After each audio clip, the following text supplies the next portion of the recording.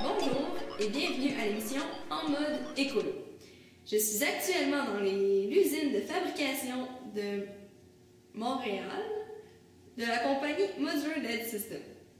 J'invite aujourd'hui le président-directeur de cette même compagnie à répondre à mes questions. Bonjour, Louis Rousseau. Bonjour Valérie. Pouvez-vous nous dire qu'est-ce que la compagnie Modular LED System? Oui, la compagnie Modular LED Systems, je l'ai fondée à partir de cette petite diode électroluminescente. Je ne sais pas si vous la voyez bien à la caméra. Donc, c'est un LED de haute puissance avec lequel j'ai développé des modules pour l'éclairage industriel. Donc, l'éclairage industriel lourd. Ce que je fais avec ça, je fais de l'éclairage de hangar d'avion, je fais de l'éclairage d'aréna, je fais de l'éclairage de gymnase d'école. On fait différents types de luminaires intérieurs et extérieurs à partir de la matrice de la compagnie Bridgelux. Donc, on a développé des luminaires éco-énergétiques qui vont servir le monde aujourd'hui à consommer moins d'énergie. Et pouvez-vous nous dire depuis quand vous travaillez dans ce domaine? Oui, j'ai commencé en 2001 à travailler avec du LED. À l'époque, il n'y avait pas de LED blanc. J'ai commencé par la base à faire bleu, rouge, vert et jaune. Je faisais de la décoration pour les camions lourds.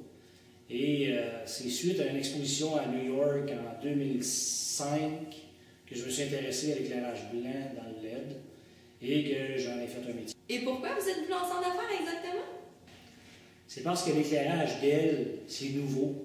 C'est nouveau pour tout le monde. Donc, des compagnies d'éclairage GEL, ça n'existait pas en 2005. Je l'ai fondé et j'ai développé ma propre technologie avec ce qui avait disponible sur le marché. Et j'ai évolué au fil des ans avec les technologies. Donc, je suis en quelque sorte un des pionniers au Québec dans l'éclairage GEL. Et pouvez-vous nous dire quelles études vous avez faites pour vous rendre où vous êtes rendu? Ah mon Dieu, la question. Écoute, j'ai pas des grandes études, j'ai même pas terminé mon secondaire, mais j'ai toujours été un autodidacte, donc j'apprends par moi-même. Et le fait que la technologie était nouvelle, il n'y a pas vraiment personne qui pouvait m'apprendre quoi que ce soit, ça se donnait pas, il n'y avait pas de formation à l'école sur le LED quand j'ai commencé en 2001. Donc, j'ai appris en même temps que le développement de la chose s'est fait au niveau mondial. Donc, j'ai suivi des grandes compagnies sur Internet, j'ai participé à des forums avec des ingénieurs chevronnés et j'ai posé beaucoup de questions, j'ai suivi beaucoup de formations en ligne et me voilà aujourd'hui à la tête d'une entreprise qui va bientôt exporter à travers le monde ses produits. Et comment faites-vous pour vous démarquer à travers toutes les grandes compagnies comme Philips, GE ou ces autres grandes compagnies-là à travers le monde? Les grandes compagnies comme Philips, Sylvania ou GE sont là depuis longtemps. Ils avaient déjà leur technologie à eux dans l'incandescent ou dans les halogéneux métalliques ou ce que vous connaissez comme les lampes halogènes, les lampes torchères ou dans les fluos compacts, les nouvelles lampes des dernières années là, qui étaient torsadées, remplies de gaz puis dangereuses. Alors, il n'était pas présent dans le LED au début ou dans le DEL, je devrais dire. Et alors, nous, on avait une porte ouverte pour rentrer dans les premiers. Et ceux qui ont rentré plus fort ben, ont été achetés, si on veut, là, par ces grandes compagnies-là, qui aujourd'hui viennent nous compétitionner. Mais ils viennent nous compétitionner avec des produits de moins grande qualité, qui donnent moins de lumens par watt ou qui donnent un résultat d'éclairage un petit peu moins. Des lampes qui sont moins industrielles, qui répondent moins aux critères au niveau de la vibration ou des tremblements de terre, par exemple. Notre luminaire à nous est vraiment industrialisé. Donc, c'est la robustesse du luminaire qui fait cette différence et la puissance de son éclairage. On a été parmi les premiers, j'ai été parmi les premiers au monde à remplacer des luminaires de 1000 watts dans les hangars d'avion, à 50 pieds dans les airs. Donc, ça prend beaucoup de puissance et c'est avec la technologie de Bridgelux que j'ai réussi à atteindre mes objectifs. Depuis 2009, mon luminaire a su remplacer les 1000 watts à différents niveaux, de 35 à 55 pieds dans les airs, que ce soit au Canadien national, que ce soit dans les... Je suis un fabricant de pièces d'avion, comme des trains d'atterrissage ou chez Bombardier.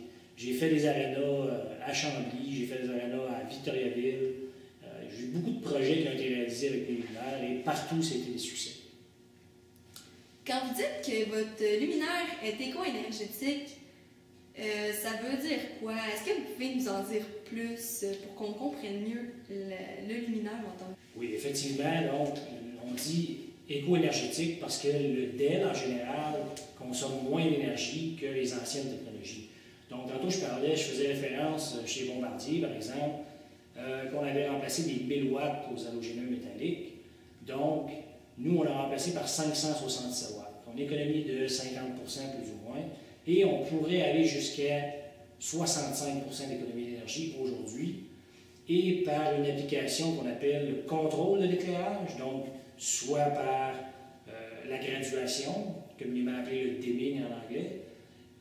On pourrait facilement économiser par le contrôle de présence ou d'absence. Donc, une pièce, par exemple, il n'y a personne, on peut complètement tamiser les lumières, fermer les lumières.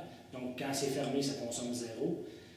Si je peux vous mettre en situation, si j'ai un entrepôt où est-ce que j'ai des rangées avec des tablettes, du racking, et que j'ai 20 rangées, le chariot élévateur ne sera pas dans les 20 rangées en même temps, donc je pourrais complètement éteindre les 10 premières rangées à l'autre bout si le chariot reste ici, et pendant le temps qu'ils sont éteints, ils ne consomment rien. Donc, de cette façon-là, on pourrait économiser jusqu'à 75% de l'énergie par le fonctionnement de nos lumières et le fait qu'elles s'allument instantanément quand on leur donne la puissance.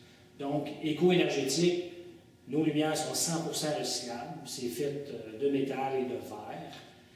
Les métaux sont tous recyclables, le verre est recyclable, le LED lui-même est fait d'aluminium avec une petite couche de phosphate. Donc, si on veut, on peut recycler à 100%. Alors, c'est pour ça que c'est éco-énergétique. Ça va servir pendant longtemps. On n'a pas rien à acheter, tout est recyclable et ça consomme beaucoup moins que les anciens. Il n'y a aucune émission de gaz. Donc, on n'émet que de la lumière, on n'émet rien d'autre, on n'a aucun rayon UV, on n'a aucun gaz nocif pour l'environnement. Et c'est pourquoi on a défini le produit comme étant éco-énergétique. Et pouvez-vous nous dire qu'est-ce qui est à prévoir dans le monde des luminaires DEL dans les futures années?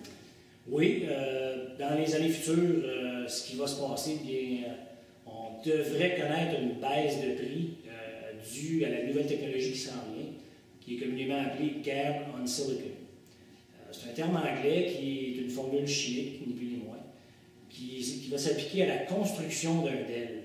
Donc, au lieu aujourd'hui d'utiliser les techniques qui construisent un DEL par couche sur du saphir, on va pouvoir utiliser des nouvelles technologies qui vont construire le DEL à base de silicone, ce qui devrait amener une économie substantielle et baisser le prix de 10 fois ce qui coûte aujourd'hui. Donc, si on parle aujourd'hui d'un LED de haute puissance aux alentours de 30 $, il devrait baisser jusqu'à 3 $ d'ici 2016, 2017 peut-être. Alors, il va y avoir une baisse drastique.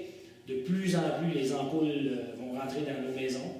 De plus en plus, nos commerces vont être illuminés au DEL et le DEL va prendre toute la place d'ici 5 ans. Donc, c'est ce qui conclut mon entrevue aujourd'hui avec M. Louis Rousseau, donc le président de la compagnie Modular LED System, située dans une usine à Montréal. Donc, une compagnie qui changera le monde selon lui. Donc, merci beaucoup Louis Rousseau et à la prochaine émission, donc à jeudi prochain. Au revoir.